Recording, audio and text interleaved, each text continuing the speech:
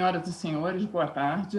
Para dar início à abertura do 49º Encontro Nacional de Economia, da ANPEC, e do 43º Encontro Brasileiro de Econometria, da SBE, estão presentes o presidente da ANPEC, professor Marcelo Braga, o presidente da SBE, professor Eduardo Feingold, o vice-presidente da ANPEC, professor José Gustavo Feres, e o vice-presidente da SBE, professor Marcelo Rodrigues dos Santos. Com a palavra, então, o professor Marcelo Braga. Boa tarde, né? Eu gostaria de cumprimentar aqui os membros da mesa, né? E, inicialmente, eu desejo aí, né, um bom congresso, dou boas-vindas aí aos participantes aí do nosso 49º Encontro Nacional de Economia, né, e 43º Encontro da Sociedade Brasileira de Econometria. Nosso evento, né, ele conta com 88 sessões ordinárias, né? Nós teremos aqui a apresentação de 264 trabalhos. Além disso, nós temos 18 sessões especiais.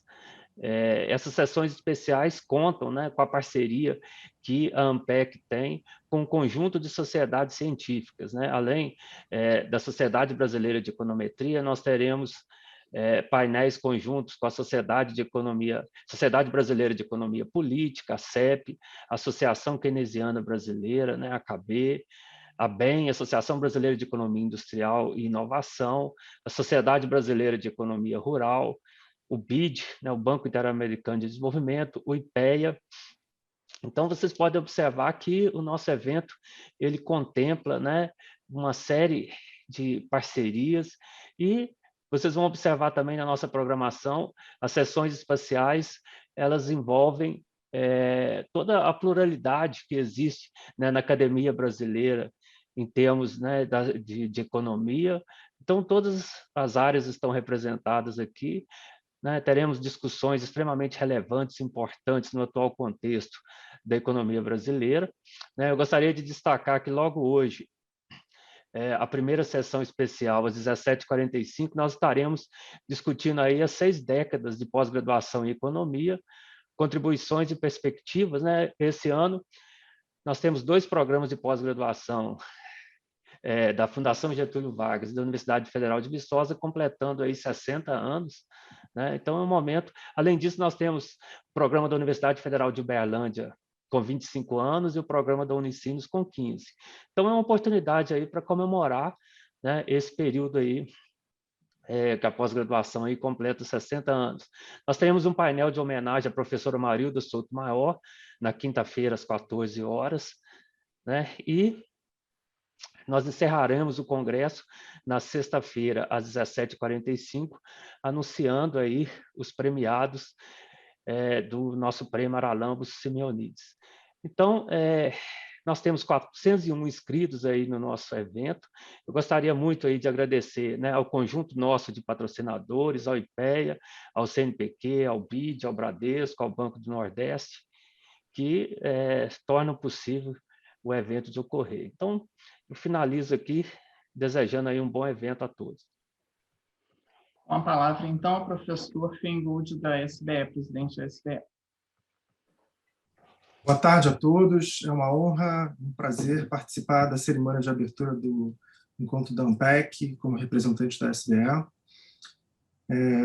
Primeiramente, eu gostaria de parabenizar o Marcelo Braga pela liderança impecável na organização do encontro e também a toda a equipe da ANPEC envolvida.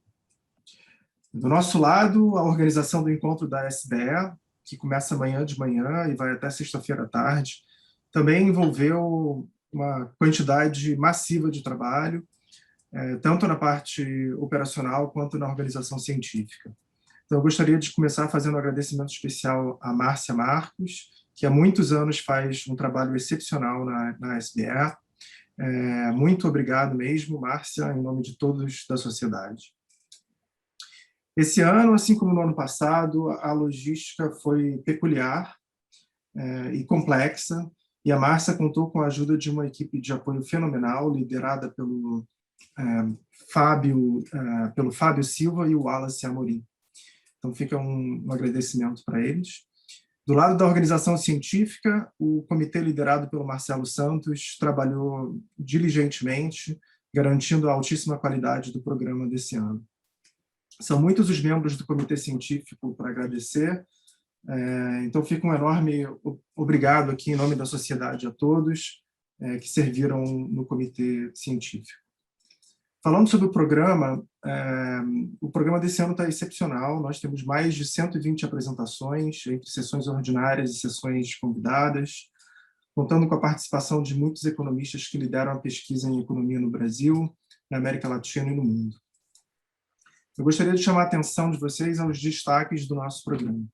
Nós temos 4 keynote speakers, o Pat Kehoe, de Stanford, que é um dos mais influentes macroeconomistas da atualidade, faz pesquisa principalmente em macro internacional, mas também em monetária e business cycles. Nós temos também o Stephen Morris, do MIT, que é um grande pesquisador em teoria econômica, trabalha principalmente em teoria dos jogos e em problemas envolvendo informação assimétrica. Nós temos também o Azim Sheikh, da Universidade de Chicago, que é um influente econometrista teórico, cuja pesquisa explora um conjunto amplo de tópicos, entre os quais inferência em modelos parcialmente identificados, métodos de reamostragem e aplicações em avaliação de políticas.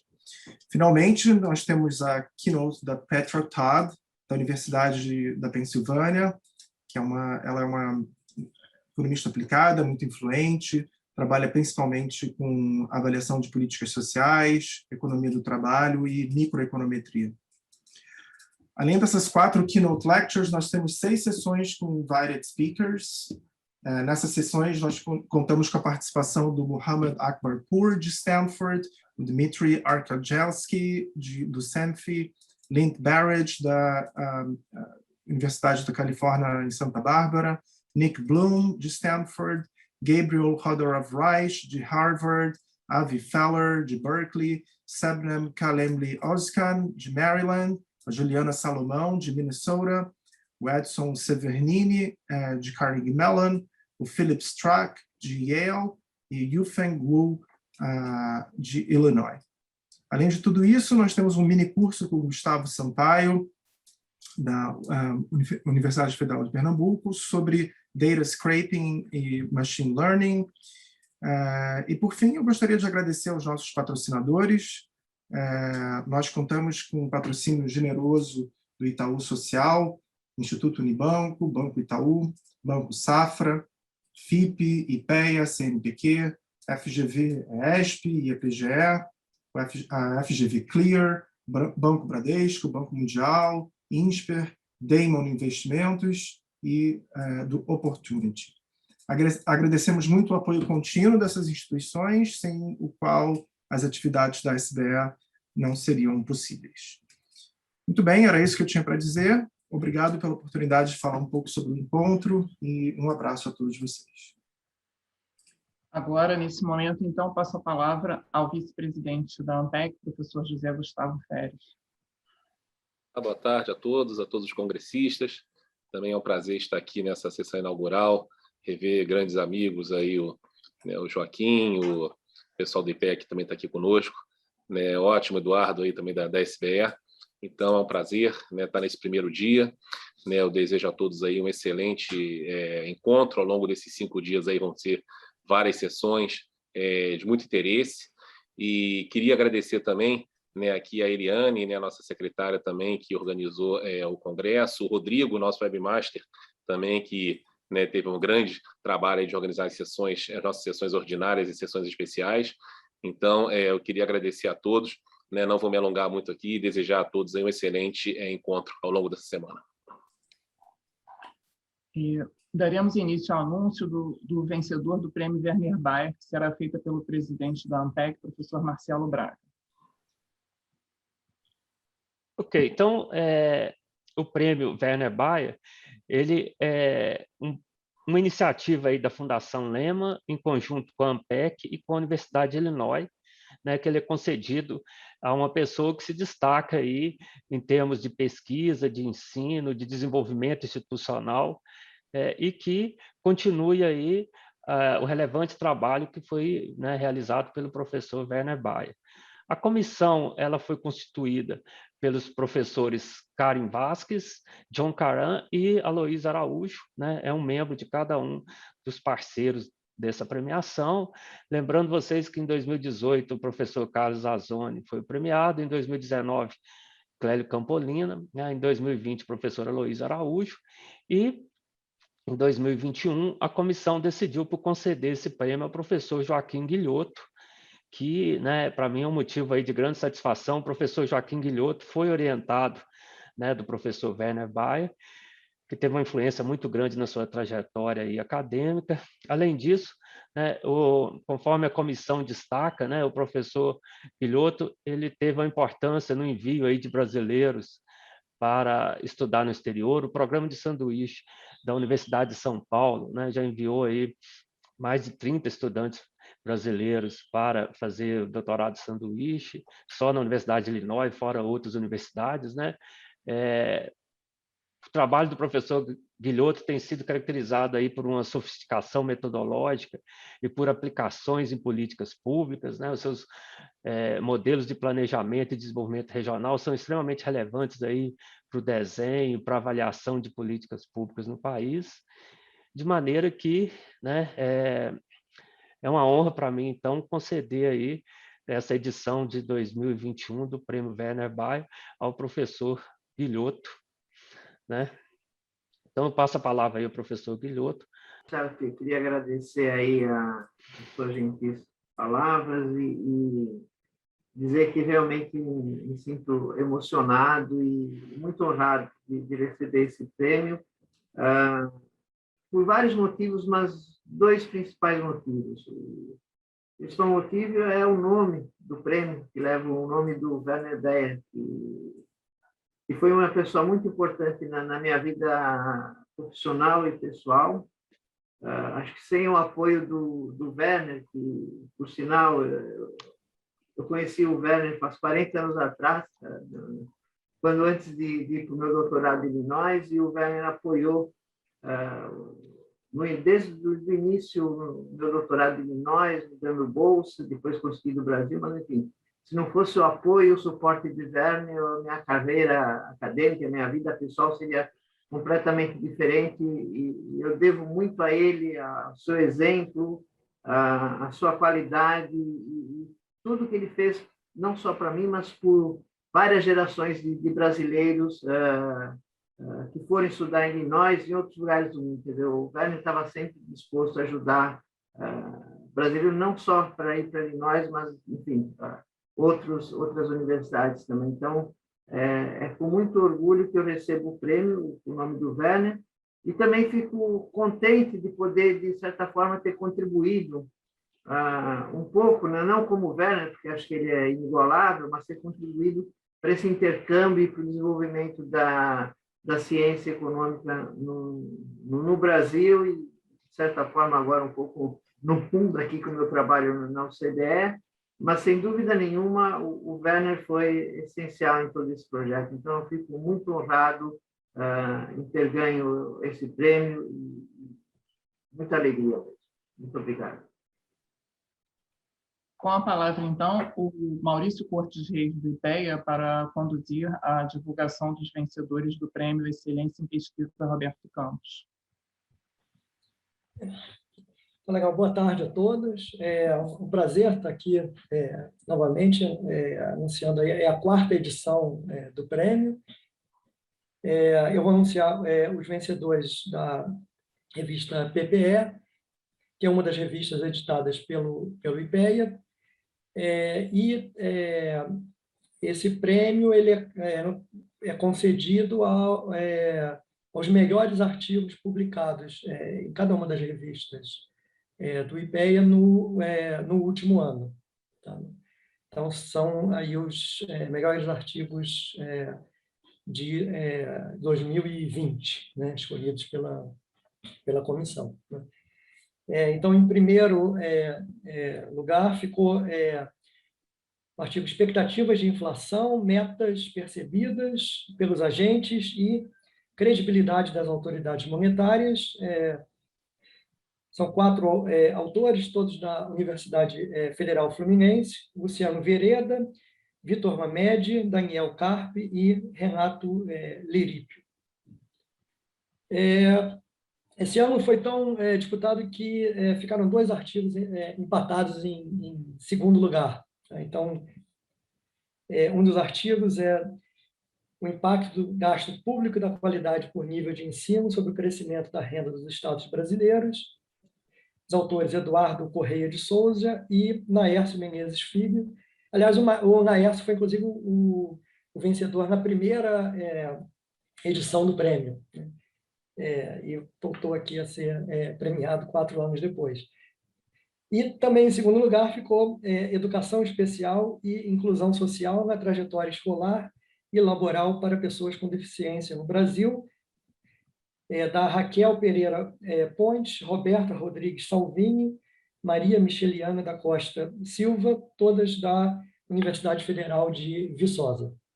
Então, parabéns a todos os premiados. E o Cleandro agora vai anunciar os vencedores por parte da PPP.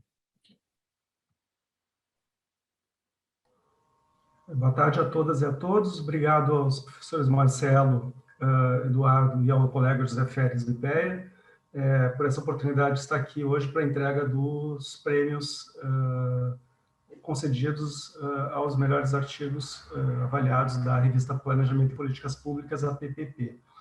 A PPP é a segunda revista mais longeva do IPEA, né? Ela chega esse ano à sua 60ª edição. Ela é publicada desde 1989, semestralmente, e de 1 ano e meio para cá ela vem tendo edições trimestrais. Então, no ano de 2020, foram publicados um total de 30 artigos, né? Saíram 3 números da revista, né? Foi quando ela assumiu essa publicação, a frequência trimestral. E nós tivemos, então, em primeiro lugar, no Prêmio IPEA de Incentivo à Pesquisa, o artigo A Eficiência Pública Municipal como Dimensão do Desenvolvimento, da Aliana Bon, do Gabriel Teixeira Ervilha e do Cassiano Ricardo D'Alberto. Esse trabalho se destaca por uma inovação metodológica interessante ao propor a inclusão de indicadores de eficiência dos gastos públicos ao cálculo do Índice de Desenvolvimento Humano Municipal, IDHM. Foi avaliado que essa contribuição para a melhoria da gestão pública também é notável, porque ela pode repercutir diretamente junto às prefeituras municipais, mostrando um indício da qualidade de vida que poderia estar ao alcance do município caso este fizesse uso de seu orçamento de maneira mais eficiente. Em segundo lugar, da PPP, foi selecionado o artigo Efeitos da Disposição Ambientalmente Adequada dos Resíduos Sólidos Urbanos sobre a Saúde em Municípios Brasileiros. Autores são o Carlos César Santejo Sayane, o Rodrigo Silva Mendonça e a Mônica Yuki Kuwahara. Nesse caso, é um outro trabalho cuja contribuição para a gestão pública também é meritória, podendo servir de incentivo à disposição adequada dos resíduos sólidos, né? Haja vista os resultados que sinalizaram reduções de morbidade hospitalar associados à existência de aterros sanitários e à qualidade desses aterros, né? Com efeitos robustos em crianças e idosos. Considerando que, especialmente, que o saneamento é um grande desafio às políticas públicas em qualquer nível de governo, o artigo pode estimular a sua implantação, demonstrando uma redução concomitante das despesas públicas com saúde nesses municípios. E, por fim,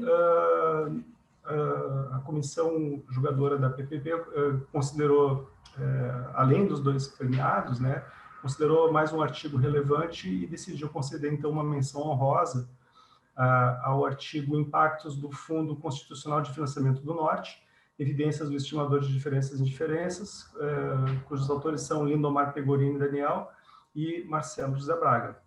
Nesse caso, é uma contribuição notável pela consistência metodológica, para a avaliação da presença de impactos de financiamento do Fundo Constitucional do Norte sobre a geração de empregos e a massa salarial. Então, os autores, as autoras estão de parabéns da PPP por terem atingido essa qualidade que fez com que fossem premiados. Parabéns. Obrigado, Leandro. Obrigado, Eliane, professores presentes. É uma satisfação aqui apresentar os premiados também da revista Tempo do Mundo.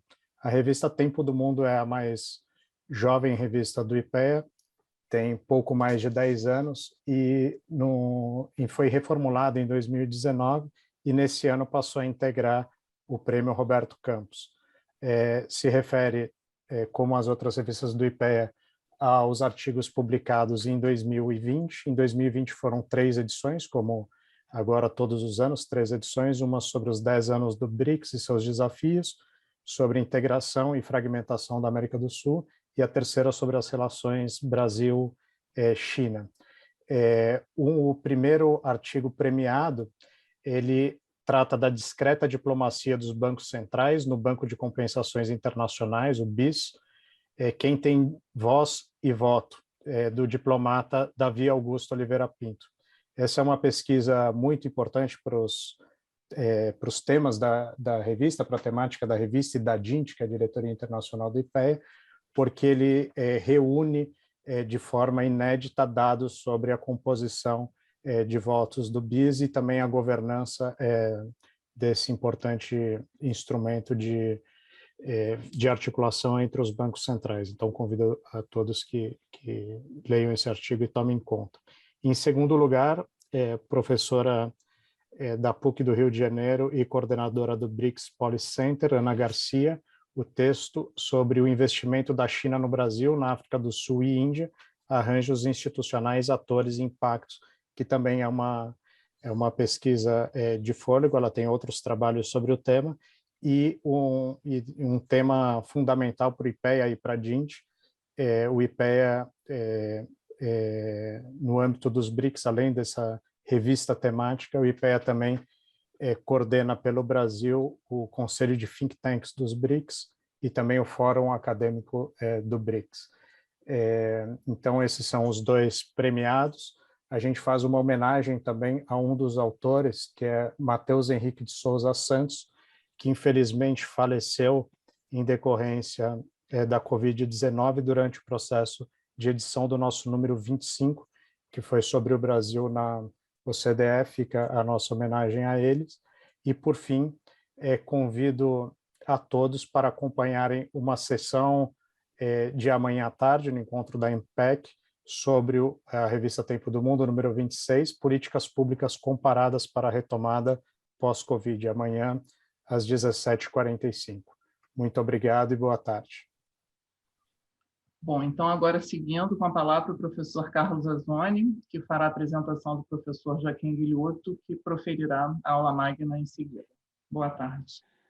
Eu queria falar da minha satisfação de poder apresentar o meu grande amigo Joaquim Guilhoto, que vai proferir a aula magna e que também é premiado com o Prêmio Werner Baer, que nos orgulha muito aqui do Nereus.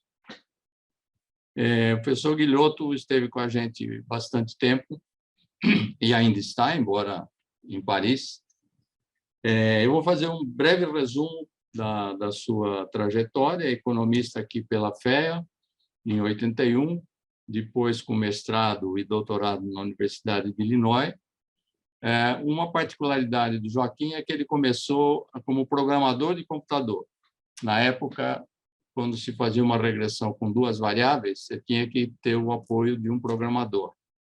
E o Joaquim era um mestre nessa coisa e ele começou a mexer com matriz de insumo-produto já como programador. Ele foi fazer doutorado nos Estados Unidos, na volta teve que socorrer a família nos negócios da família. Afinal de contas, o pai dele bancou os estudos de um economista e, quando a empresa precisava, chamou o Joaquim e ele teve que atender. Então, ele não começou na vida acadêmica logo depois do doutorado.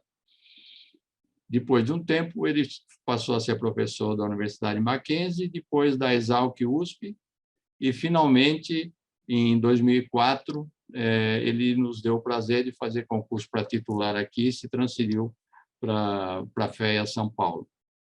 E está com a gente desde sempre.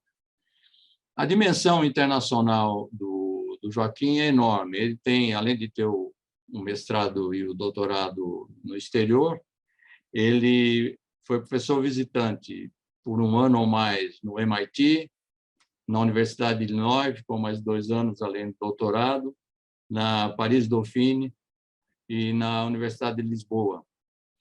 E ele é economista da OCDE desde 2016, o que dá uma ideia da sua amplitude internacional. E é membro da Regional Science Association e da International Input-Output Association, onde ele tem um papel de destaque nas duas. Para o prêmio Werner Baer, ele sempre fala da contribuição para a sociedade. O Joaquim contribuiu de várias maneiras. Como poucos, contribuiu para a administração da universidade. Ele foi chefe de departamento, foi vice-diretor, e aqui estão duas imagens de quando ele se aposentou para ir para a OCDE, e nós fizemos uma festa bonita para ele, porque ele é muito querido aqui, como em todos os lugares, e na revistinha aqui da FEA teve uma matéria especial de agradecimento pela sua participação. Sua contribuição ao conhecimento é notável. Ele tem 157 artigos publicados. Fiz uma continha rápida, ele começou meio tarde, dá 5 artigos por ano. Quem é que publica tanto assim? 47 capítulos de livro dá um capítulo e meio por ano. E tem 34 orientações concluídas, dá mais de uma por ano.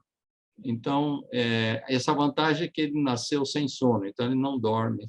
Então, minto, ele dorme nos seminários, né? Quando tem alguém falando, ele dorme. É famoso por isso. Se vocês olharem aí as citações, o índice H dele é 37. Então, tem 37 trabalhos citados pelo menos 37 vezes. É uma coisa fantástica. E o índice I10 de 125 artigos ou trabalhos que já foram citados 10 vezes.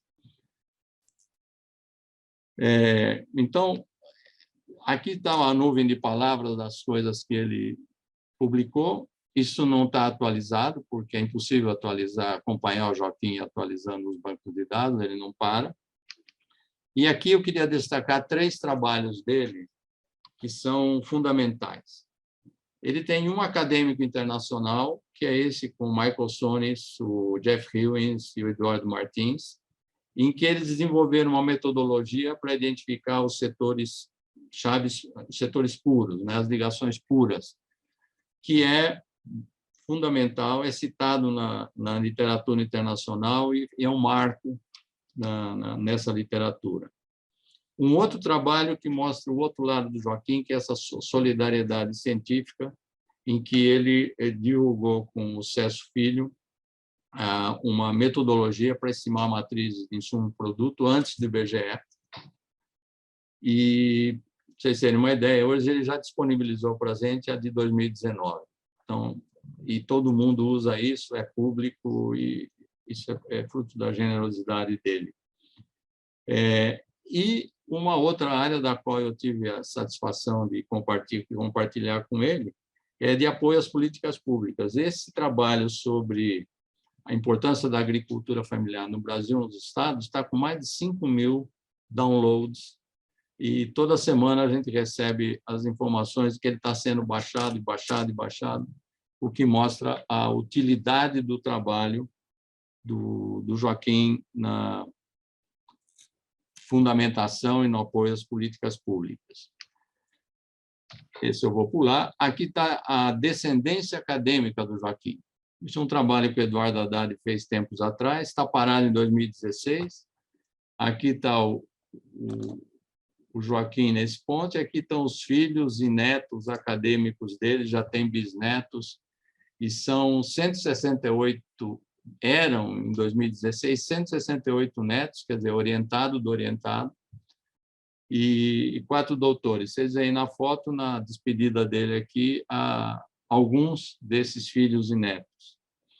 Então, esse é o homem que nós estamos homenageando hoje, e é uma satisfação muito grande tê-lo como nosso colega e, acima de tudo, como nosso amigo. Parabéns, Joaquim. Bom, em primeiro lugar, queria agradecer aí as gentis palavras do professor Azzoni, que, mais do que um companheiro e um colega de trabalho, é um grande amigo, então as palavras dele realmente me deixam assim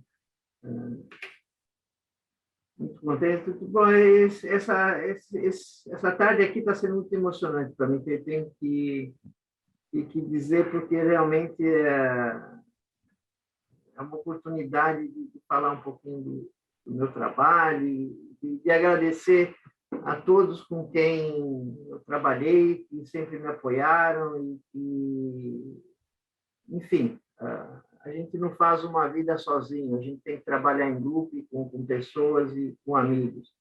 E aproveitando, deixa eu dizer que eu conheci o professor Azoni quando ele estava fazendo a tese de doutorado na FEA, e eu era programador de computador.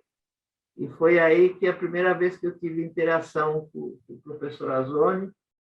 E o meu início com isso, um produto, na verdade, como o professor Azoni falou, foi de trabalhar na tese de doutorado do Eleutério Prado.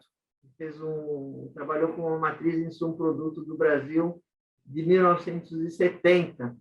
E precisava de alguém para fazer a programação, estimar os índices de ações e triangularização, enfim, uma série de indicadores que a gente tira com a matriz de insumo-produto. E aí eu fui escolhido como eu era o único economista no departamento de computação da FIP, que os outros eram no departamento de matemática, né, do INE. Então, escolheram eu para... E aí, lá já tinha tido isso, um produto, a base, mas eu fui lá estudar para fazer a tese. E acabei gostando, e, na verdade, acabou sendo o instrumental ou a linha de pesquisa que tem orientado toda a minha carreira acadêmica e profissional ao longo dos últimos 40 anos. Então, e é uma coisa que eu gosto de fazer. Então, para mim é um grande desafio e um grande prazer trabalhar com isso, um produto, é o que eu faço também na OCDE. Então, as coisas, às vezes, largo, então, continuam. Isso um produto teve alta e baixa na academia, no mundo profissional, mas é uma ferramenta que realmente, se você quer entender a estrutura produtiva, quer entender relações com o meio ambiente, é a ferramenta ideal para ser utilizada. Então, eu vou fazer novamente, Azoni, muito obrigado aí pelas gentis palavras. E por todo o suporte que você me deu na vida acadêmica e na FEA, enfim, você é um amigo do coração. Vamos falar um pouquinho, então, de insumo, produto e meio ambiente. Então, essa aula que eu vou apresentar hoje, na verdade, ela está muito ligada, ou tem como base muito forte, no capítulo da Oxford Encyclopedia Environment Science, Oxford Research Encyclopedia of Environment Science, que foi publicado agora em setembro pela internet, tá? Então, é um capítulo de livro que eu fiz com uma revisão geral da aplicação de insumo produto a modelos de meio ambiente. Então, na verdade, essa aula aqui é uma visão geral do artigo e do artigo que foi feito. Não vou entrar em detalhes muito técnicos, eu vou entrar mais nos conceitos das ideias, e também não vou me preocupar aqui muito em citar as referências, lógico, são extremamente importantes, mas, enfim, está tudo no artigo, recomendo depois que vocês vejam e consultem. Então, o caso de insumo produto, então, como é que eu vou organizar? Vou começar a falar um pouquinho da estrutura produtiva e meio ambiente, porque insumo produto é um instrumental que é indicado para justamente ligar a estrutura produtiva da economia com outras variáveis de crescimento, de strong land, enfim, vários modelos, e a gente vai tratar aqui especificamente de insumo-produto a modelos de meio ambiente. Para isso, eu vou, num primeiro momento, dar uma geral de insumo-produto, para poder situar o que eu vou falar da teoria e das aplicações. Aí vou trazer essa teoria e aplicações para a discussão, e vou trazer alguns poucos exemplos de aplicações da economia brasileira, de trabalhos realizados ao longo do tempo para a economia brasileira e para o mundo, né? Obviamente, tentando sempre trazer de trabalhos de quais eu tive alguma participação. E vamos discutir, lógico, todo instrumental, nenhum instrumental é perfeito, tem limitações, e, obviamente, muitas vezes é necessário você combinar diferentes tipos de instrumentais, então vou procurar discutir um pouquinho isso e propor um pouco para onde a gente vai caminhar, tá? Então, se a gente pegar um pouco do que acontece hoje, onde o meio ambiente é parte integrante das discussões das políticas públicas nos países e no mundo, a gente percebe que, por exemplo, quando a gente pega até a década de 70, 80, nos cursos de economia, com raras exceções, o meio ambiente não era uma preocupação. Tá? A preocupação era o crescimento, o PIB, o emprego, mas a gente percebe que a vida não é bem assim, né? O meio ambiente, os recursos naturais não são escassos, e o meio ambiente sofre com a atividade econômica. Então, nos últimos, 20 anos, é que realmente essa preocupação ambiental, infelizmente, demorou para ser uma preocupação de todos, né? E, a partir disso, o instrumental de insumo-produto, ele se mostra uma das ferramentas ideais para você poder estudar essa interação de produção e de consumo com as relações do meio ambiente. Por que isso? Porque, na verdade, você precisa de um sistema integrado, de trabalhar com várias indústrias, vários setores, e a interligação, a interdependência que existe entre a atividade produtiva e os impactos ambientais. Tá? Então, o modelo de insumo-produto, ele te dá essa visão global do que acontece na produção, como você liga a produção de bens e serviços com o consumo de bens e serviços, e como que isso impacta o meio ambiente. Então, se a gente pegar aqui o fluxo circular da renda, que é o nosso fluxo do curso de Introdução à Economia, que é utilizado em todos os cursos, a gente percebe que não existe uma dimensão de meio ambiente dentro desse fluxo da renda que aparece nos livros de Introdução à Economia.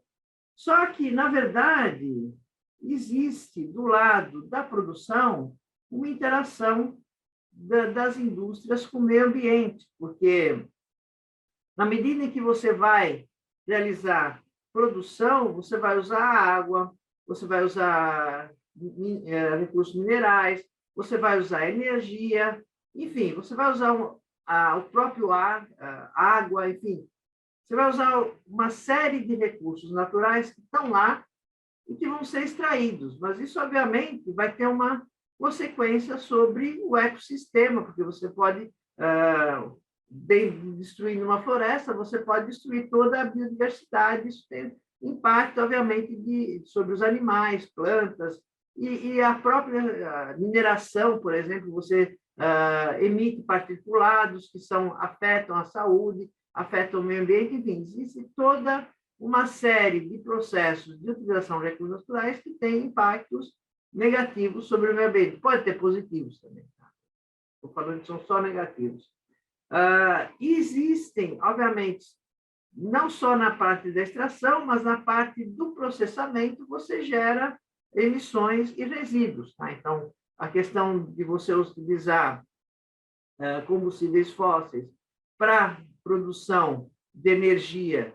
E isso daí gera o quê? Emissões de gás carbônico, que, na verdade, é o grande fator dos efeitos das mudanças climáticas que a gente está sofrendo agora em todo o mundo. Tá?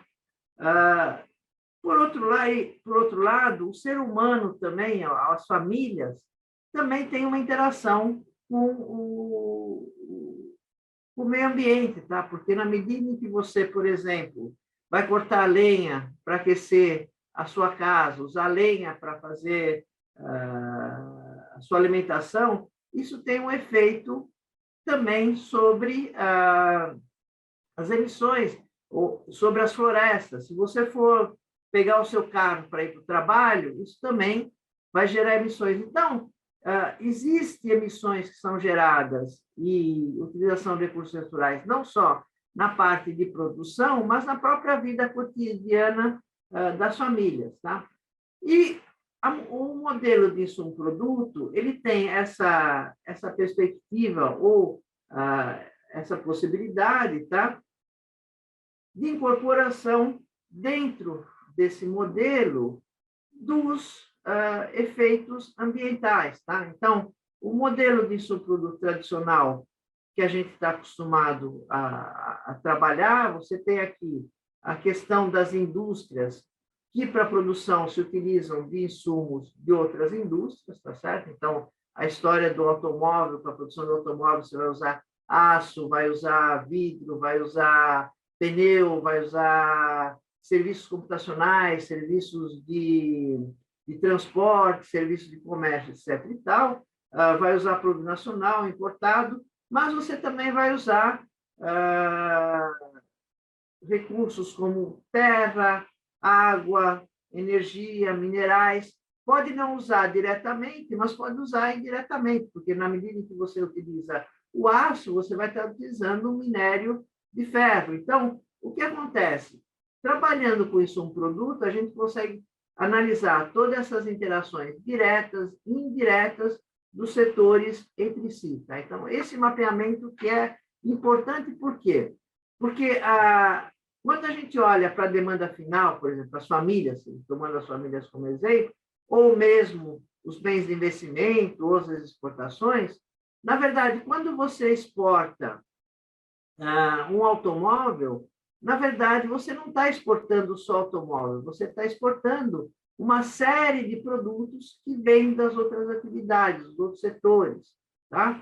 Quando você constrói uma casa, que é um bem de investimento, você tem a utilização de cimento, que é uma das produções que emite mais, não só pela queima de combustível fóssil, mas pelas emissões fugitivas dentro do próprio processo de produção do cimento. Então, na verdade, quando a gente analisa o bem final, uma casa ou um bem da construção civil, a gente consegue traçar o que tem de emissões, o que tem de conteúdo em todo o processo produtivo. Então, essa beleza disso um produto. Tá?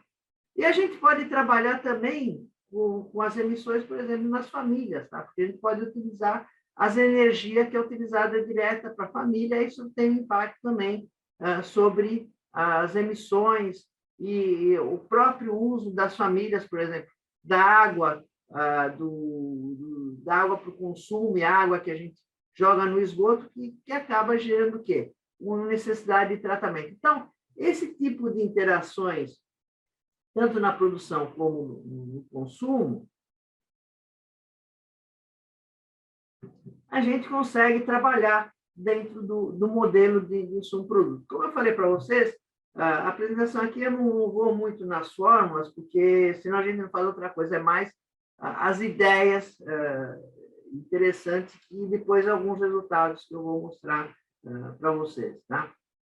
Então, veja bem, então a gente tem aqui o fato do consumo e o fato da produção. Então, quero que vocês tenham em mente essa ideia de consumo e produção, porque são dois fatores importantes na hora de atribuição das responsabilidades das emissões e do uso de recursos naturais dentro de todo o processo de discussão internacional se dá dentro do IPCC, dentro da discussão do Acordo de Paris de emissões, por exemplo. Tá? Vou voltar com essa discussão quando eu falar um pouquinho das questões de emissões de CO2. Tá? Eu não falo de equações, mas não vou falar de equações, mas vou dizer que todas essas relações a gente pode transformar isso daí em matrizes. Tá? Então, o que está escrito lá em termos de consumo intermediário, a gente transforma em números, tá? Que são números monetários, e os recursos naturais a gente trabalha com quantidades físicas e as emissões também com quantidades físicas. Então, na verdade, a gente tem aqui um modelo, quer dizer, quando a gente vai para a área de meio ambiente, quando a gente trabalha com insumo produto, a gente passa a trabalhar com os modelos híbridos, mas existem várias formas de trabalhar com esse tipo de modelo híbrido, de tratar a questão das emissões físicas e a questões do uso dos recursos naturais também, também físicos. Tá? E eu vou fazer essa discussão de como é que a gente trabalha com esses modelos de insumo-produto, mesclando valores monetários com valores físicos, e eu vou usar um modelo de energia para tratar esse assunto. Por que eu vou tratar com o modelo de energia? Porque é um trabalho que eu estou desenvolvendo atualmente, quer dizer, um trabalho conjunto da OCDE com a Agência Internacional de Energia, tá? Para trabalhar essa questão da energia, do uso da energia e possivelmente das emissões, pelas várias formas que você produz e utiliza energia, mas aí eu vou voltar nessa discussão daqui a pouco. Tá? Outro fator importante, quando a gente trabalha com modelos de insumo-produto, e agora falando não só no modelos de insumo-produto monetários, mas de insumo-produtos físicos, que são importantes para questões ambientais, é a questão seguinte, que dentro do modelo original de Leontief, a gente trabalha com um modelo que a gente chama de insumo-produto, que é um modelo onde a gente tem uma indústria que consome insumos e a mesma indústria que produz, ou seja, o total da produção de uma coluna é igual ao total da produção de uma linha. Então, qual que é a hipótese que está por trás? A hipótese que está por trás é que cada indústria produz um único produto homogêneo, então o valor da produção é o mesmo, certo? Obviamente, existe uma série de discussão de como tratar isso, problemas que isso causa para análise, tá certo? Mas, enfim, essa é a teoria inicial de insumo-produto, e também é impossível, na prática, você construir uma matriz com processos individuais de produção de cada produto, mas isso é uma outra discussão que a gente não vai tratar aqui. Agora, uma das formas de você tentar trabalhar com essa questão de que uma indústria pode produzir vários produtos e um produto pode ser produzido por várias indústrias. Então, por exemplo, a indústria automobilística produz carro, mas também produz autopeças, certo? O setor da agricultura produz produtos vegetais. Por exemplo, se a gente pegar o setor de lavoura, o setor da pecuária, o setor de lavoura produz produtos vegetais, produz vários tipos, tá? Mas imagina o gosto de produtos vegetais, mas também tem como subprodução produtos de origem animal da pecuária. Da mesma forma, o setor de pecuária também produz produtos, basicamente produtos animais, mas também pode produzir um subproduto, como, por exemplo, o milho, para fazer uma alimentação dentro da pecuária. Tá? Então, dentro dos modelos de insumo-produto, a gente tem o conceito de matrizes de oferta, tá? Onde, na verdade, eu digo, não eu digo, mas eu mostro como o que cada indústria produz de cada produto e como os produtos são produzidos por cada indústria. Tá? Então, é uma forma de você mostrar como é que a produção se dá entre setores e indústrias. E, do outro lado, eu tenho as tabelas de uso, que elas nos mostram as indústrias, o que elas consomem de produtos na sua produção, certo? E a gente está acostumado com essas matrizes monetárias, mas também na parte de produção de energia, por exemplo, na produção física, isso também acontece, porque se eu só pego o setor de refino de petróleo, eu vou ter o setor de refino de petróleo produzindo gasolina, diesel,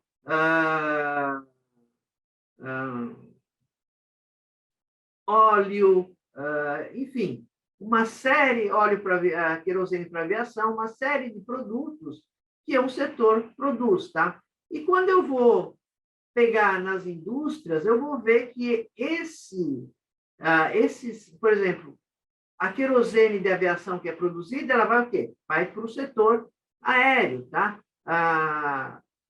O diesel que é produzido, ele pode ir para o setor de transporte, mas pode ir para os vários setores da economia e pode ir também para a demanda final quando você tem um carro que é movido a diesel.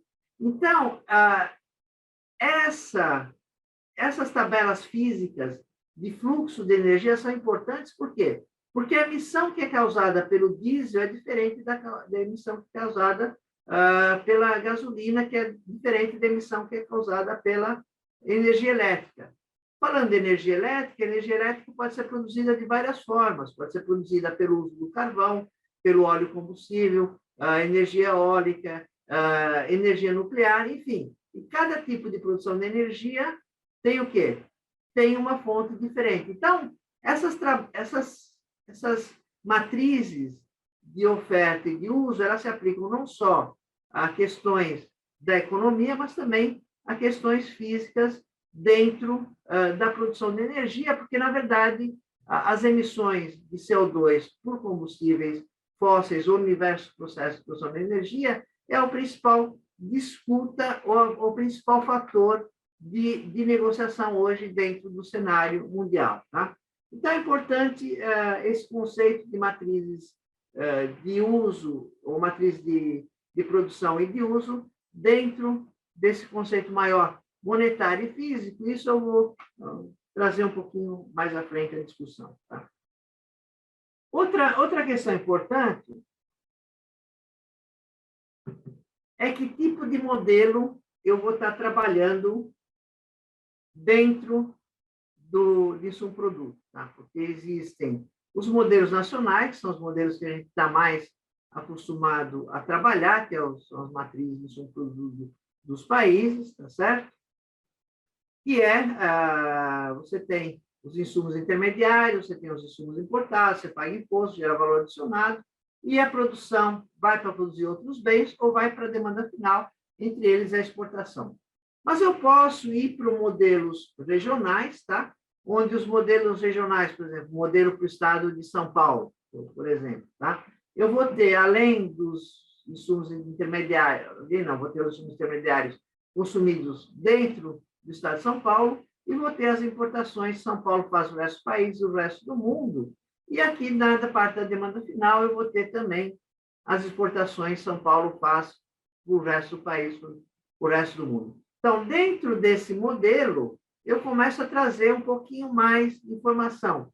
Mas, na verdade, dentro de um modelo regional, eu não consigo mensurar toda a interdependência que existe, ou as interconexões diretas e indiretas que existem entre os estados do Brasil, por exemplo. Então, é necessário o quê?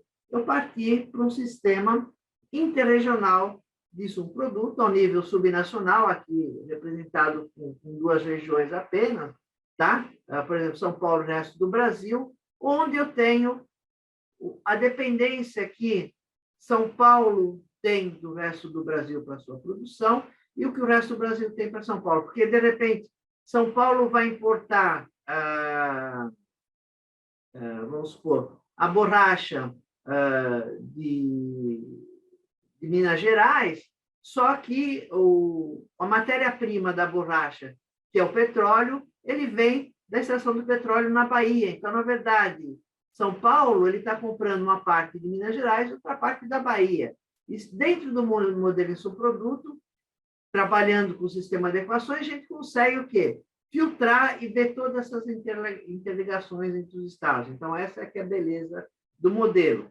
E, indo para o modelo mundial, agora a gente está tratando aí com modelos em que a gente tem os países do mundo. Então, as regiões agora são os países, então a gente sai do modelo subnacional e a gente fecha o modelo do mundo. Então, dentro da OCDE, eu trabalho aqui na estimação das matrizes Intercountry Input-Output Table, matrizes entre mundiais entre países, tá? Fazendo uma propaganda, a gente lançou agora, no mês passado, uma nova base de dados, que a gente tem essas matrizes de 95 até 2018, anuais para 66 países, mais o resto do mundo, ao nível de 45 indústrias, tá? E a gente tem indicadores de comércio mundial em valor adicionado e de emissões de CO2, que é que eu vou falar um pouquinho aqui para vocês. Então, esse trabalho de matrizes mundiais abre um horizonte novo para você, ou não tão novo, porque esse trabalho de matrizes mundiais começou na década de 2010, mas abre um aspecto de trabalho importante para você entender as interrelações entre a economia e o meio ambiente. Tá? Então, essas matrizes de insumo-produto mundiais, a gente vai falar um pouquinho mais daqui a pouco. Tá? Alguns fatores que são importantes quando se trabalha com insumo-produto, mas não só com insumo-produto, mas com a teoria em termos de meio ambiente. Tá? Que é as questões de atribuição de responsabilidade. Então, a questão que se coloca sempre é quem que é responsável pelas emissões ou pelo desgaste que a gente está causando no planeta. São as pessoas que consomem, os países que consomem, ou são os países que produzem? Então, esse é um debate importante e que, na verdade, depende, obviamente, da tua posição dentro desse processo. Você pode ter uma posição favorável a um ou a outro. Então, existe muito de política. Mas o fato é o seguinte, tá? Se a gente pegar as normas do IPCC, as normas de atribuição da responsabilidade pelas emissões, pela mensuração do IPCC, as emissões são atribuídas aos países que produzem, independente de quem consome. Tá?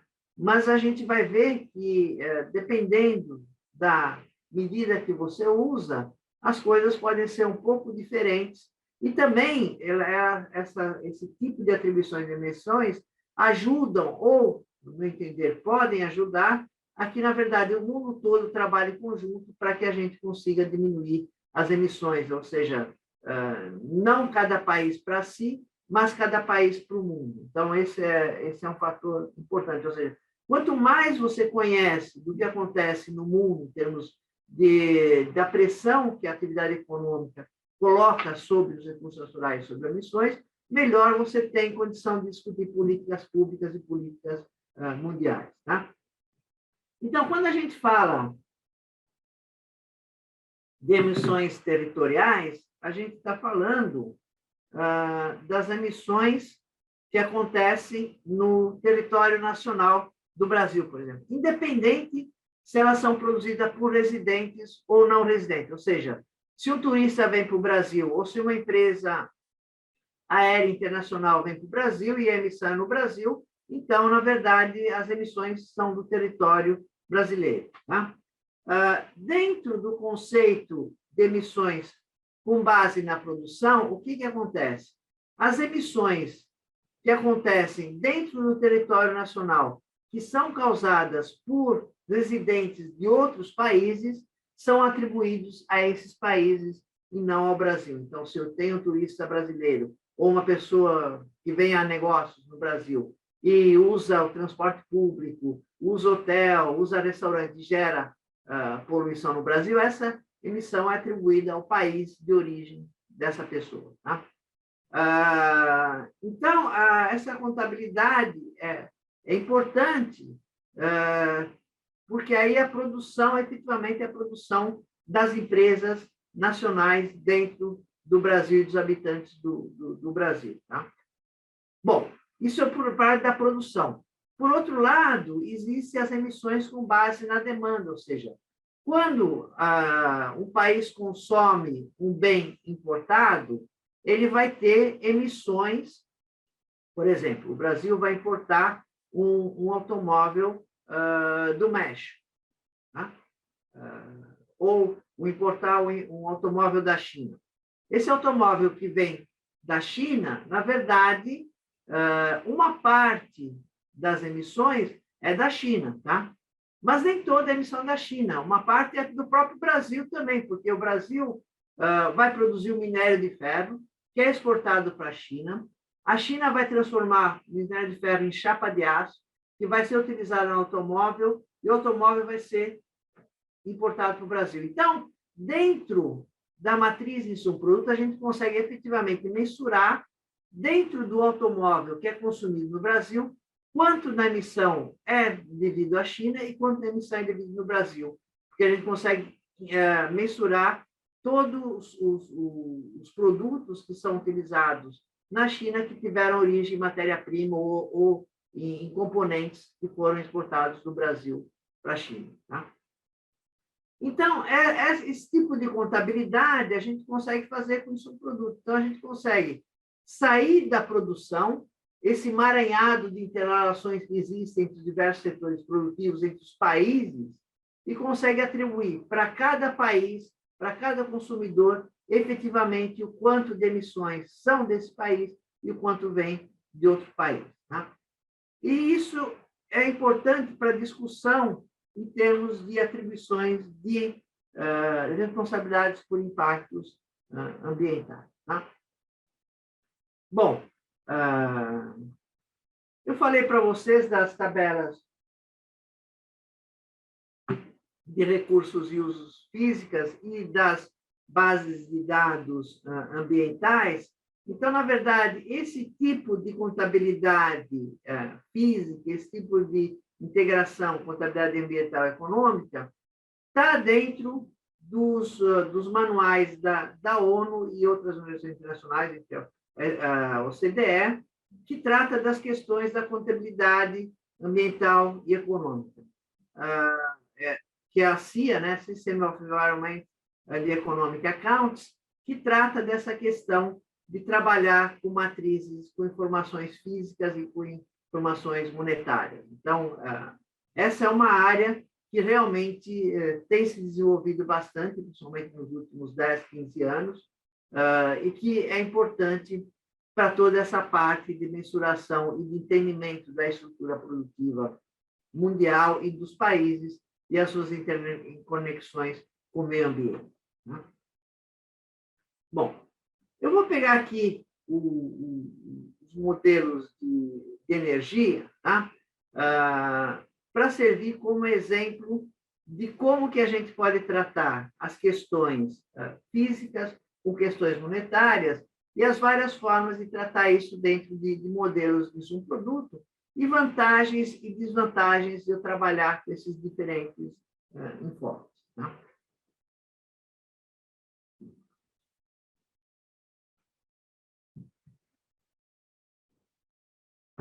Bom, para pegar como exemplo, tá, eu vou trabalhar, como eu disse para vocês, um projeto que está em desenvolvimento entre a OCDE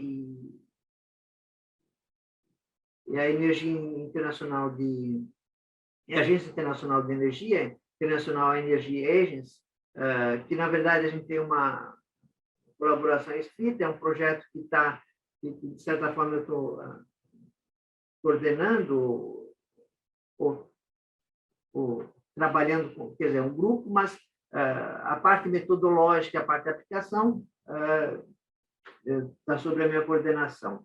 Então, para isso, qual que é a ideia? A ideia é o seguinte, existem, como eu falei para vocês, existem várias formas de você produzir energia e vários tipos de energia elétrica que é utilizar. Então, por exemplo, a gente fala muito do carro elétrico, então é ótimo porque não polui, tá?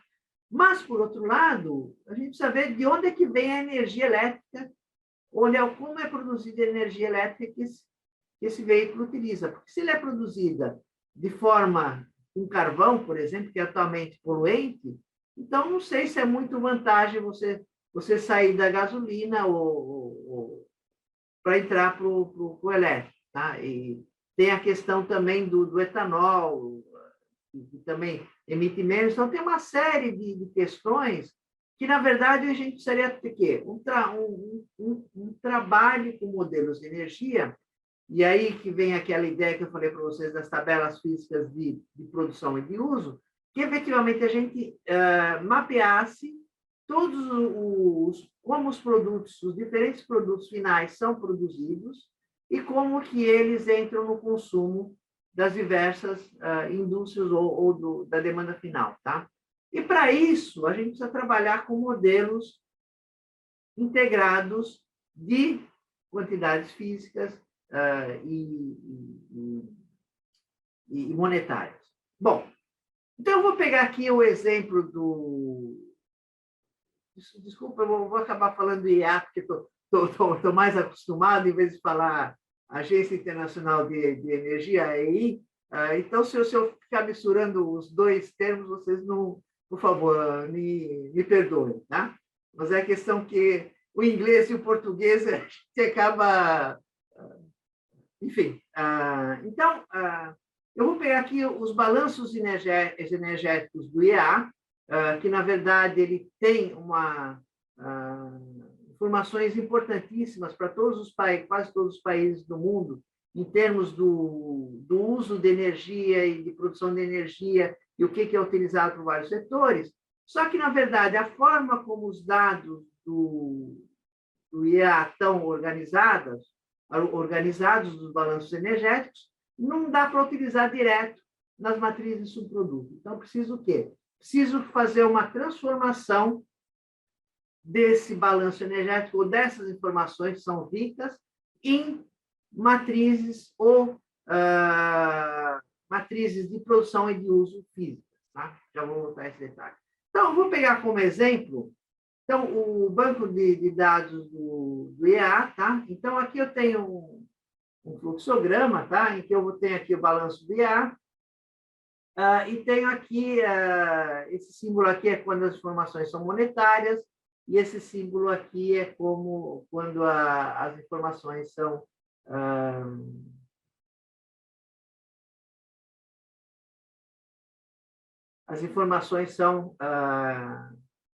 são de energia, tá?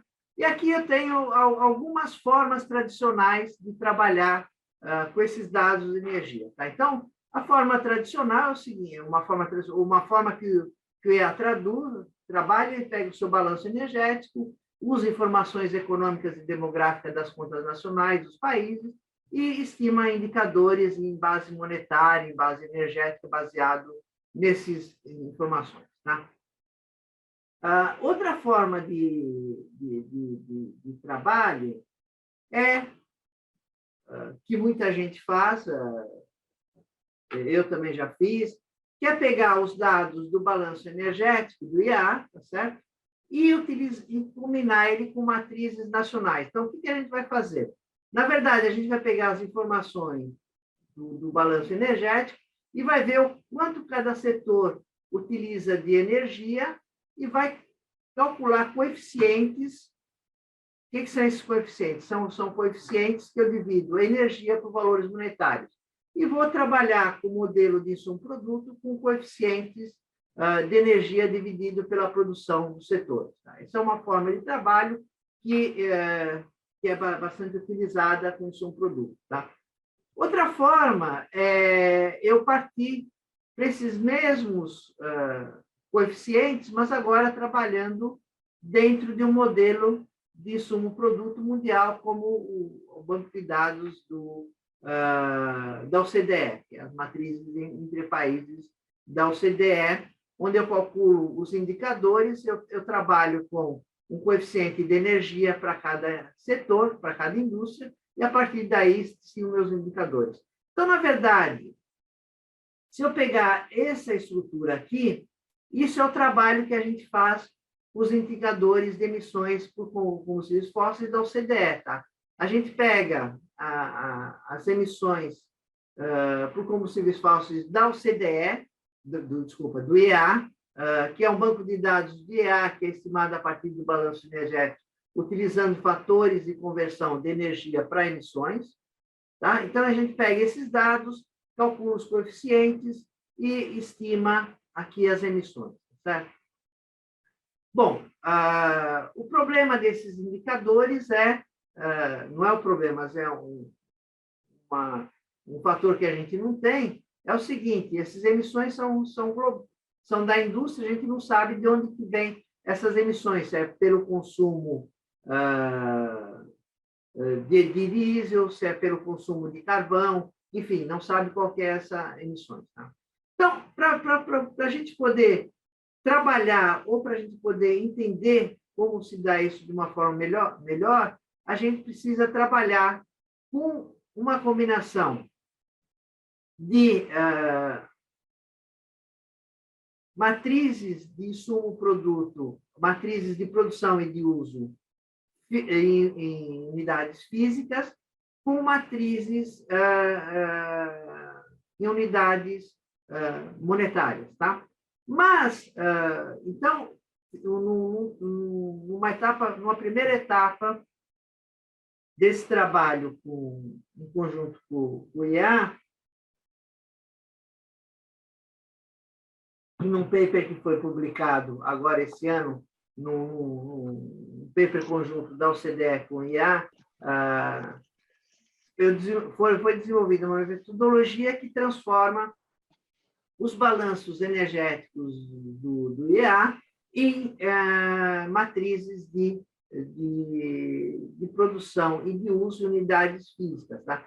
Que mostra toda essa relação das várias atividades produtoras de energia com os vários produtos de energia que são produzidos em cada atividade, em cada país. Então, a gente sabe, por exemplo, na China, o quanto de energia elétrica é produzida por carvão, é produzida por diesel, por óleo combustível, é produzida por eólica, é produzida por nuclear e assim por diante, ou seja, para todos os países do mundo. Tá?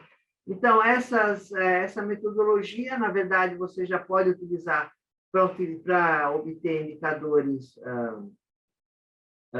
baseados só em matrizes de insumo-produtos físicas de energia. Tá? E essa metodologia está sendo aplicada pelo IEA e vai ser disponibilizada em algum momento do ano que vem. Tá? Então, esse é um fator importante.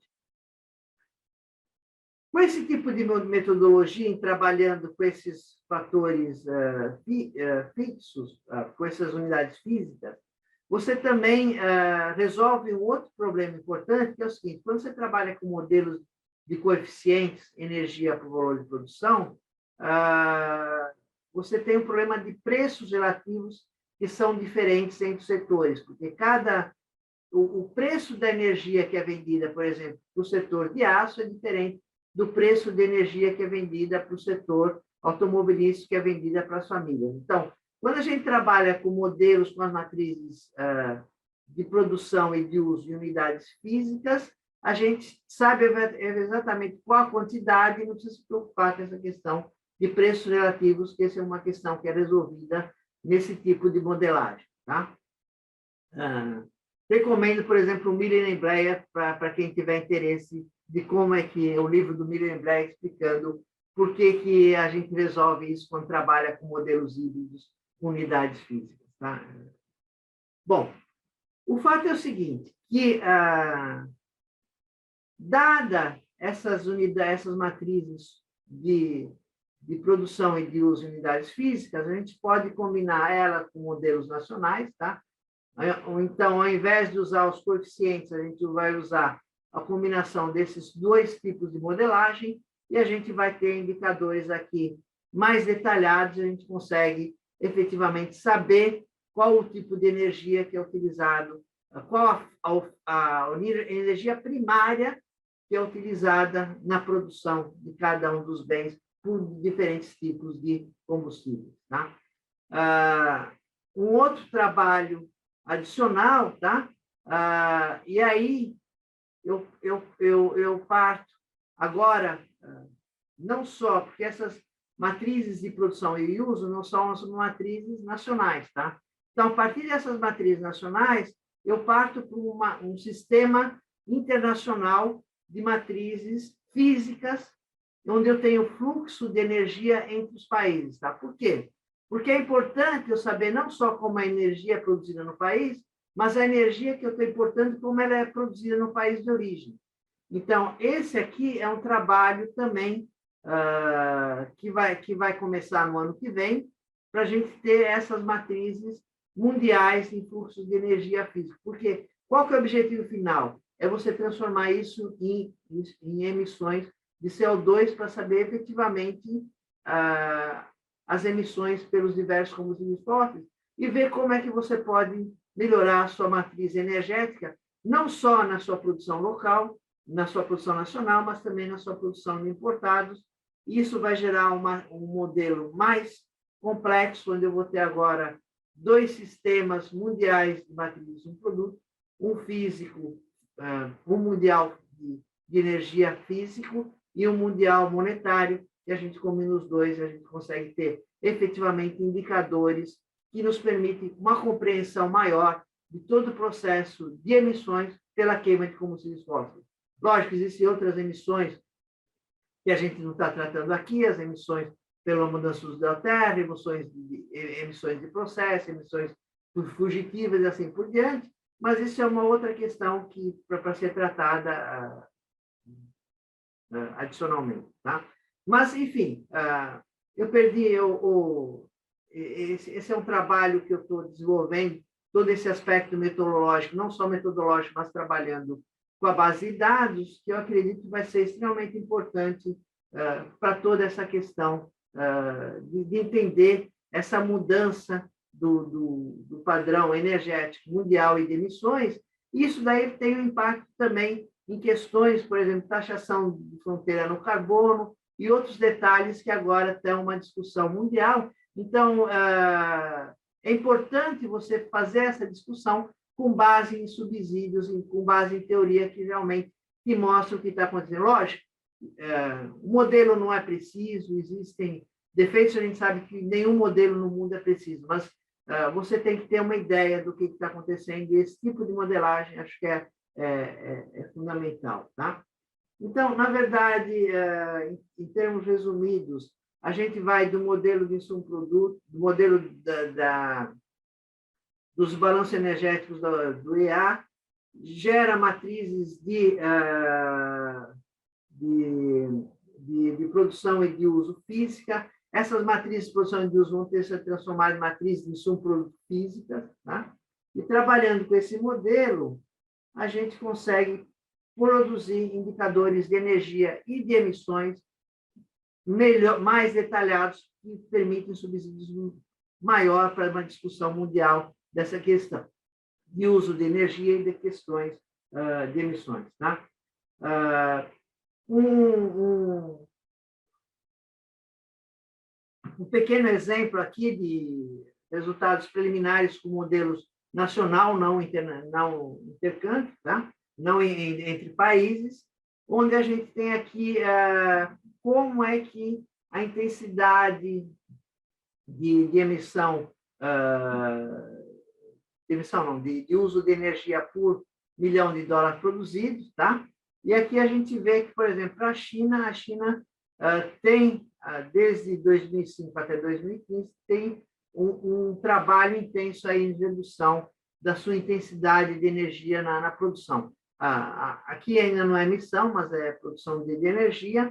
Se a gente pegar o Japão, por exemplo, a gente percebe que o Japão até aumentou o seu uso de energia, e isso, em parte, é uma questão, por exemplo, da questão do tsunami, que afetou um pouco a questão da matriz energética do Japão, que ele diminuiu a nuclear e acabou indo para uma matriz mais de combustíveis fósseis. Tá?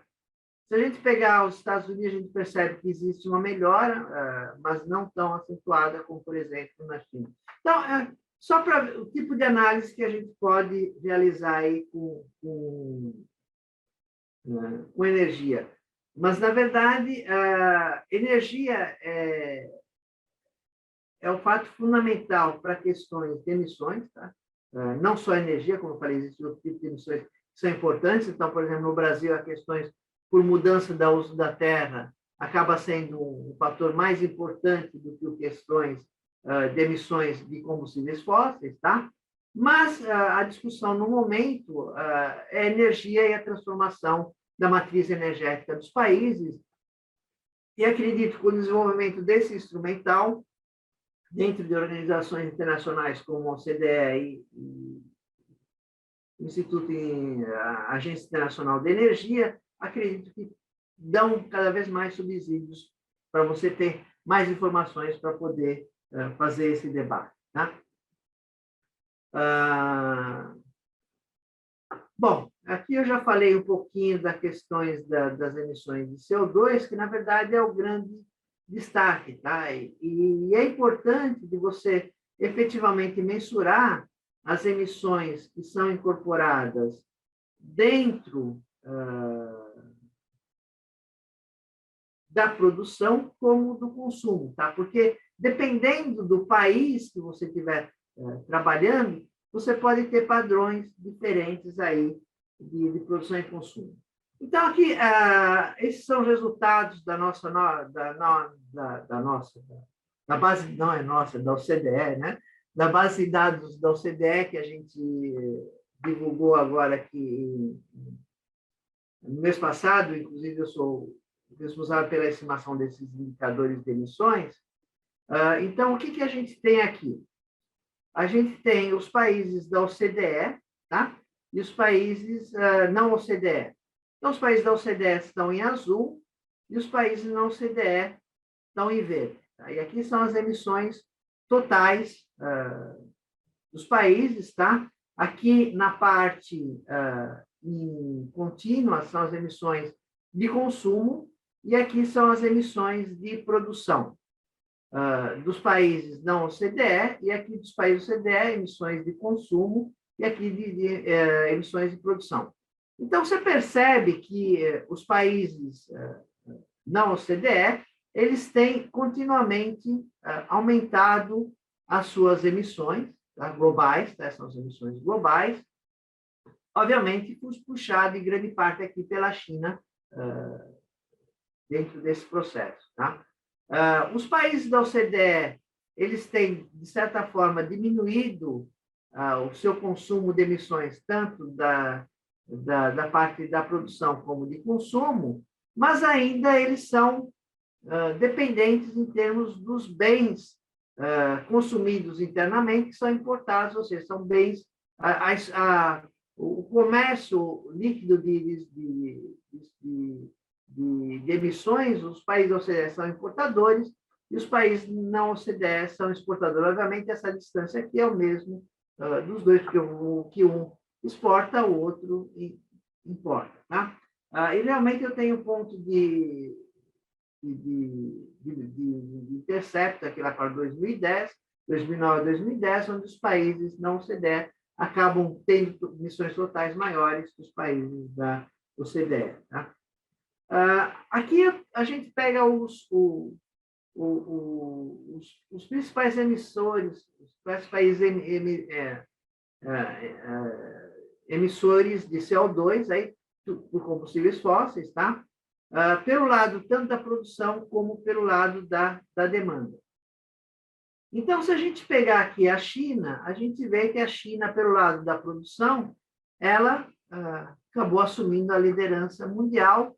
Só que se você, pelo lado da produção e pelo consumo, tá? Pelos dois lados, só que se você for ver, pelo lado da produção, a China produz mais do que consome. Então, essa diferença aqui, a China está produzindo nos bens que são incorporados para os outros países. Certo? Se a gente pegar aqui os Estados Unidos em 2095, tá? Ele tinha um consumo menor do que as emissões de consumo menor que da produção, mas em 2018 ele passa a ser um importador líquido, certo? E a gente vê que, por exemplo, a Índia também é outro país que, na parte da produção e consumo, também aumentou bastante, e aí a China tem, apesar de ser pequena, ainda tem um aumento aqui, uma produção maior do que de consumo de emissões.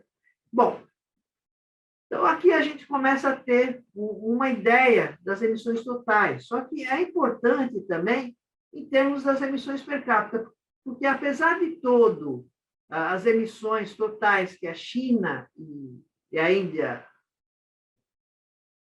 aumentaram, que a gente viu aqui, o que a gente tem? A gente tem aqui que o Brasil também é dos emissores menores de combustíveis fósseis per capita, tá? E a Índia, apesar do seu aumento de emissões per capita, ele ainda é baixo, porque ela tem uma grande população, tá certo? E se a gente pegar a China, que está aqui, a China também, em 95, estava aqui, per capita, ela aumentou, mas mesmo assim, ela ainda é muito mais baixa do que os Estados Unidos, tá? Então, o que a gente percebe? O próprio desenvolvimento dos países, o aumento da produção da produção para atender às necessidades locais dos países de desenvolvimento acaba causando emissões, tá? E isso é quer dizer, você não pode também impedir que os países melhorem na sua condição de vida. Os países desenvolvidos têm que entender que, na verdade, o mundo tem a necessidade e tem que realmente ter o seu aumento da qualidade de vida. Então, isso chama por um trabalho conjunto, quer dizer, é importante que os países consomem mais, que produzem mais per capita, como aqui os Estados Unidos, Canadá, Noruega, Coreia, Bélgica, enfim, os países que têm um consumo per capita maior, eles se preocupem em, obviamente, diminuir as suas emissões, mas também que existe uma transferência de tecnologia e uma possibilidade de desenvolvimento das nações em desenvolvimento. Tá? E a África, obviamente, vai ser uma grande região que vai ter um grande problema em termos de emissões, tá? Se nada for feito em termos de tratamento de emissões. Tá? Mas tá um trabalho que foi feito aí na tese da Denise Mori, que a gente integrou o modelo subnacional do Brasil no mundo, tá? Onde a gente mostra aí um pouco que, na verdade, no Brasil, a mesma coisa acontece, tá? O São Paulo, que é o estado mais desenvolvido, ele acaba sendo um importador líquido de emissões dos outros países, dos outros estados do Brasil, tá? Então, esse padrão de país ou de regiões mais desenvolvidas e menos desenvolvidas, na verdade, acaba se espelhando, por exemplo, dentro do Brasil. Então, isso é uma coisa interessante quando você parte, por exemplo, para modelos subnacionais, e, nesse caso, é um modelo subnacional integrado no modelo mundial de subproduto. Tá? Então, como eu falei para vocês, o que a gente tem aí? A gente tem que, apesar de todo esse progresso dos países desenvolvidos, inclusive na retomada do crescimento agora, a política energética é o mote da retomada do crescimento pós-Covid nos países mais desenvolvidos, da OCDE, por exemplo, tá? Mas a gente tem que se preocupar também com as nações de desenvolvimento, que precisam ter condições, tecnologia para poder ter o seu desenvolvimento social e ambiental e não tem os recursos. Tá? É a mesma coisa que acontece com a vacina também hoje em dia. Tá? Então, essa escassez precisa haver uma colaboração maior aí entre as nações para que isso aconteça. Certo? Bom, mas a gente não fica só na parte de energia, emissões, existem também outros fatores importantes, como, por exemplo, a questão do uso da água, tá? Que é um recurso importantíssimo, tá? E às vezes a gente percebe, por exemplo, se a gente pegar o estado de São Paulo aí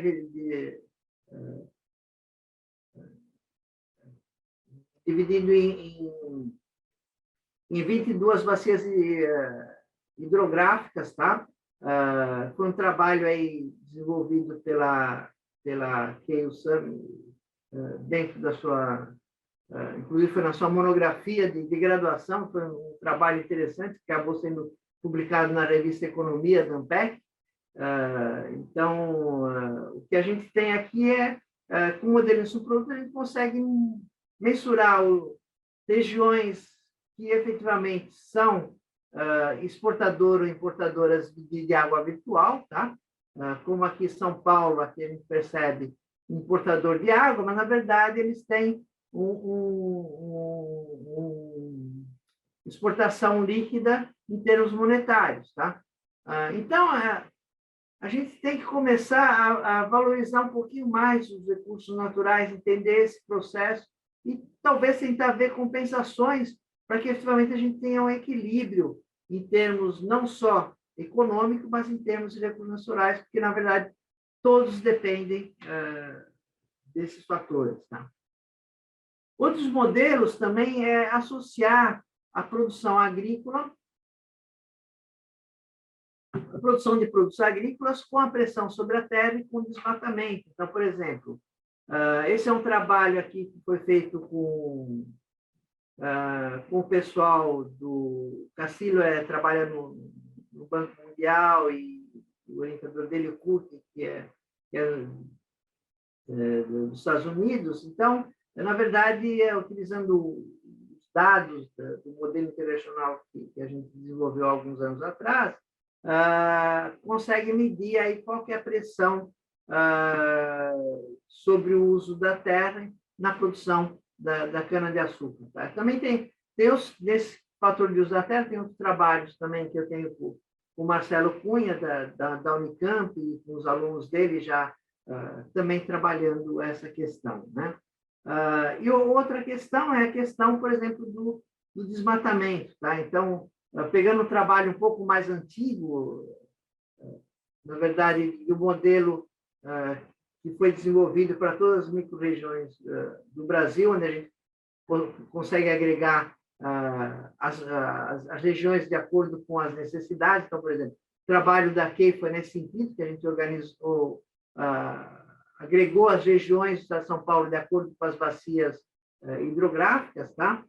Aqui também foi um trabalho que foi feito com o Sérgio Castellani, com o Danilo Biori, alguns anos atrás, onde a gente agregou as regiões metropolitanas da Amazônia, tá? Para tentar entender a pressão que existe sobre o desmatamento, sobre o uso da terra na Amazônia, das demandas causadas pelas regiões metropolitanas da Amazônia e pelo Brasil e pelas exportações. Tá?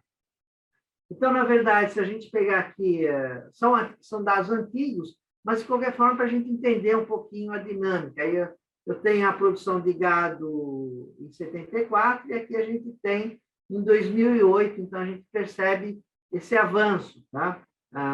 Se a gente pegar aqui a de soja em 90 em 2008, a gente percebe o avanço da cana-de-açúcar, a gente pegar em 90 e em 2008 a gente percebe o avanço e a concentração. Tá? Então, usando esses dados e trabalhando com o modelo de subproduto nessas regiões, a gente tentou estimar aqui, em termos do desmatamento, como é que a gente atribui o desmatamento para as famílias do Amazonas, do resto do Amazonas, da região metropolitana e o resto do Brasil. Tá? Então, aqui a gente fez uma estimativa per capita, tá?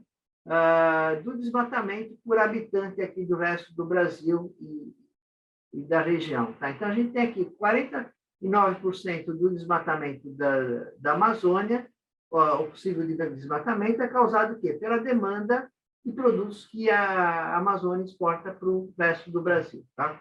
E os outros 24% são nas exportações e 27% fica dentro da Amazônia. Tá? Então, é o tipo de... E aqui a gente tem a relação per capita aqui de quantos hectares por cada 100 habitantes da região, tá? Das diversas regiões. Então, são tipos de análise, lógico que são estimativas, mas que permitem entender um pouquinho a dinâmica da ligação do desmatamento com a atividade econômica. Tá? A gente tem aqui as principais bases de dados, em termos de matrizes mundiais e de trabalhar com modelos de insumo-produto. Tá? Entre elas, eu destacaria aqui os próprios dados da OCDE, da EORA, que é desenvolvido pelo Manfred Lenz, na Universidade de Sydney, na Austrália, tá? A Axiobase, que é um consórcio aí de algumas universidades da Europa, somente com o pessoal na Áustria, tá? Tem o IDGET, que é do Japão, o WIDE, que é que na verdade foram as primeiras matrizes aí divulgadas, que é da Universidade de Groningen, o GETAC, que é um modelo de equilíbrio geral computável, mas na verdade também você pode ter a matriz de produtos, e o projeto novo aí do Figaro, que é desenvolvido pela União Europeia para matrizes mais focados na Europa. Tá? Bom, algumas limitações e extensões aí, certo? Um dos fatores é que quando a gente trabalha com emissões, então, por exemplo, as emissões que a OCDE estima, elas são emissões nas importações a preços correntes. Tá? Então, se a gente quiser efetivamente saber as intensidades das emissões ao longo do tempo, se tem aumentado ou não, você tem que trabalhar com matrizes a preços constantes, certo? Existe também a questão que $1 na China compra uma quantidade de produto diferente que $1 no Brasil. Tá? Então, isso também impacta as emissões. Então, como eu falei para vocês, quando a gente trabalha com modelo híbrido, com matrizes de energia que pode ser transformada em coeficiente de emissões, essa questão de preços relativos e de quantidade de produtos diferente que você trabalha reduz ou diminui, tá? Obviamente, você ainda precisa trabalhar com matriz a preços constantes. Então, tem um projeto que está sendo desenvolvido também na OCDE, e no ano que vem, as matrizes da OCDE, a OCDE, né, vai publicar em preços, não a preços constantes, mas em preços do ano anterior, e dá para trabalhar fazendo encadeamento e ter um sistema a preços constantes. Tá? Outros fatores também é a questão como é que os países e indústrias são agregados, porque quando eu agrego, por exemplo, se eu trabalho com o setor da metalurgia, eu tenho os metais metálicos e não metálicos, que as emissões são diferentes, o uso de energia é diferente. Então, a forma como eu agrego também é importante. Também existem questões não só da agregação de códigos de classificação internacional diferentes numa mesma indústria, mas existe também a questão, por exemplo, dentro de uma indústria de produtor de produtos para exportação, tá? Eu posso ter uma empresa multinacional e eu posso ter uma empresa nacional menor. E as multinacionais e as empresas nacionais, ou dependendo do tamanho da empresa, têm emissões ou uso de intensidade de energia diferente. Então, são fatores que têm que ser trabalhados, existem trabalhos existem no meio acadêmico que tratam desse assunto. Tá? Outro fator também é a questão de coeficientes físicos, que é uma grande crítica que recebe de insumo produto, mas que, dependendo, obviamente, do tamanho da economia, da estrutura, eles também não variam tanto, mas aí depende muito do país e do setor que você está trabalhando. Tá? Enfim, existe uma série de restrições, como eu falei, nem todos os modelos nenhum modelo é perfeito, existem imperfeições que têm que ser trabalhadas. E é aí que é importante você trazer outro tipo de modelagem para o modelo de insumo-produto, combinando com modelos híbridos de produtos, com modelos integrados, com modelos econométricos, programação linear, modelos de equilíbrio geral. Por isso que é importante trabalhar multidisciplinar, não só multidisciplinar em termos de áreas ambientais e econômicas, mas dentro da área econômica é importante você trabalhar com gente que entenda de equilíbrio geral, com gente que entenda de econometria, com gente que entenda de econometria espacial, porque não dá para a gente entender tudo. Então, isso é uma coisa que eu sempre procurei trabalhar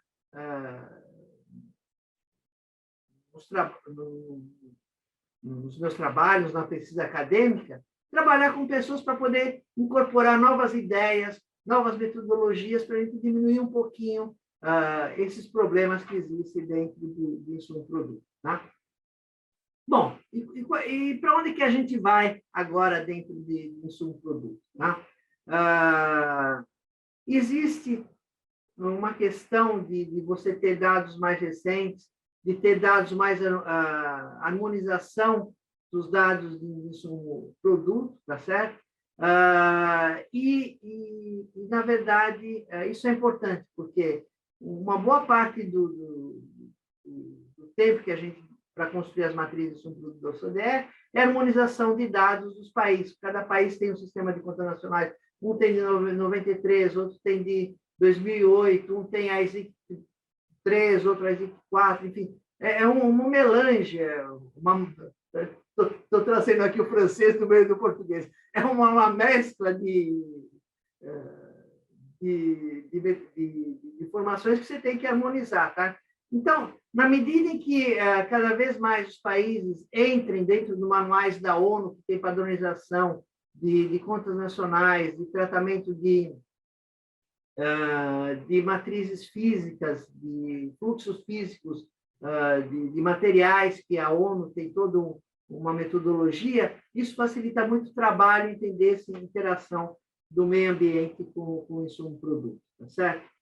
Agora, o meu verdadeiro sonho, que eu acho que é uma coisa que sempre está na minha cabeça, eu consegui evoluir um pouquinho, mas isso depende, obviamente, de um trabalho intenso e com várias áreas, é combinar insumo-produto com sistemas de informação geográfica. Porque, na verdade, o local, e aí tem um pouco da minha área de regional, aí, um pouco da influência uma grande influência do Azone aí, né, nesse pensamento, tá?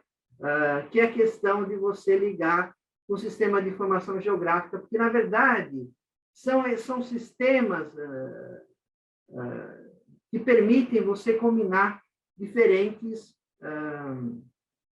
bases de dados com diferentes informações a vários níveis. Tá? Então, você pode ter a parte do uso da terra, com a parte de emissões, com a localização da indústria, com localização de consumo. Então, na verdade, a ideia é sair do quadradinho da matriz, insumo-produto, e entrar no quadradinho do pixel aí da localização das atividades no consumo dentro do mapa. Tá? E, com isso, obviamente, a gente sai de um processo de matricial e sai por um processo mundial, onde a gente consegue ligar as várias dimensões da atividade econômica e do meio ambiente, não só com insumo-produto, mas fazer uma análise integrada, que é justamente o trabalho que a gente que eu acho que é um pouco de sonho, uma coisa que eu acho que é o futuro da análise, não só disso um produto, mas análise econômica.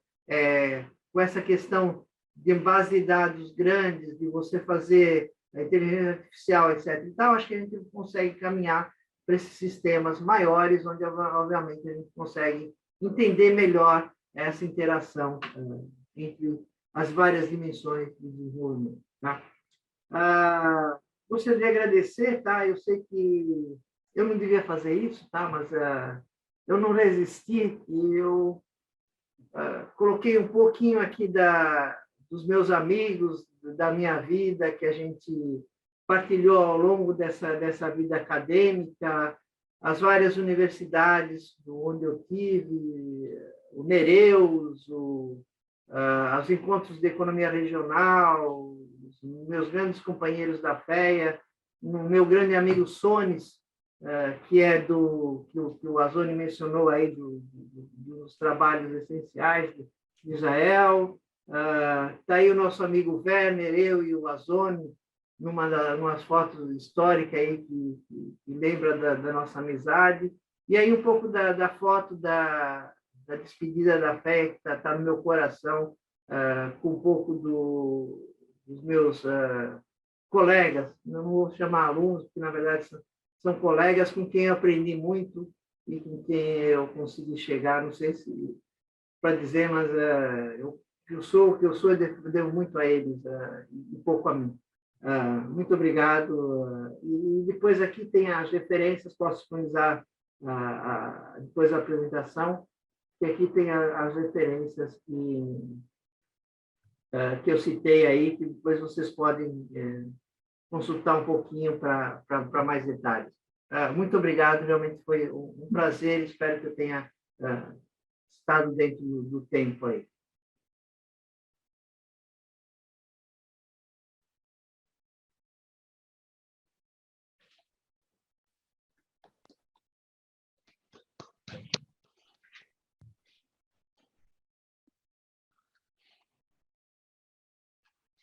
Bom, não sei se vai abrir a sala, agora não sei qual que é o procedimento. Então nós agradecemos, então, né, ao professor Guilhoto pela brilhante exposição aí da sua aula, e aí a gente abre, então, a audiência, né, para que possa se manifestar, que a gente possa ter essa interação informal aí que foi colocado, né, inicialmente. Estou pedindo, então, o Rodrigo, que é o nosso auxiliar aqui para assuntos de TI, para que ele abra aí a possibilidade, né, da interação com a audiência. No chat aqui tem uma pergunta do Lívio, né, Oliveira, não sei se Guilhoto gostaria de comentar a pergunta dele. Deixa eu ver aqui que eu...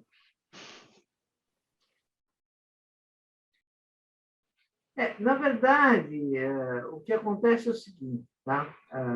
As grandes emissões do Brasil são por questões de desmatamento, tá? Porque esses dados que eu coloquei não levam em condições as emissões do mudança do uso da terra. E uma das grandes questões das emissões aí do Brasil é a questão da Amazônia, tá? Porque o governo ou as políticas governamentais últimas não têm sido muito favoráveis a que você controle esse desmatamento, tá? Então, e o Brasil tem condições de controlar, porque o desenvolvimento da tecnologia agrícola, com várias técnicas de rotatividade de culturas, de uso da terra, etc. e tal, você consegue fazer toda essa produção sem precisar desmatar. O Marcelo está aí, pode me entender mais do que eu dessa parte, mas o Brasil não precisava ter todo esse trabalho, porque todos os estudos agrícolas que eu conheço mostram que você pode manter essa produção atual sem desmatar, inclusive até reflorestando alguma parte. Então, é uma coisa que não tem muita explicação por que o governo faz toda essa política, né? Então, e se você mostra, quer dizer, se você... Não é que você precisa parar já de desmatar, mas você precisa implementar políticas que mostrem que você está trabalhando nesse sentido, já deixa todo mundo tranquilo. Então, é uma coisa que não custa tanto fazer e que tem um benefício muito grande para o Brasil, e não só para o Brasil, mas também para o planeta como um todo. Então, é uma coisa que pode ser trabalhada internamente, tá? Então, essa aqui é a questão. Bom, acho que não tem mais perguntas, o pessoal já deve estar cansado, aí eu falei demais.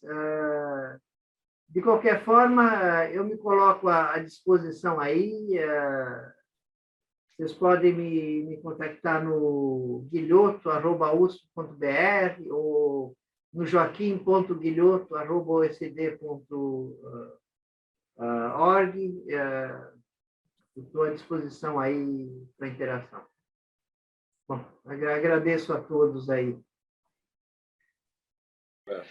Muito obrigado, gente. Então, encerramos a sessão por aqui, né? Agradeço muito.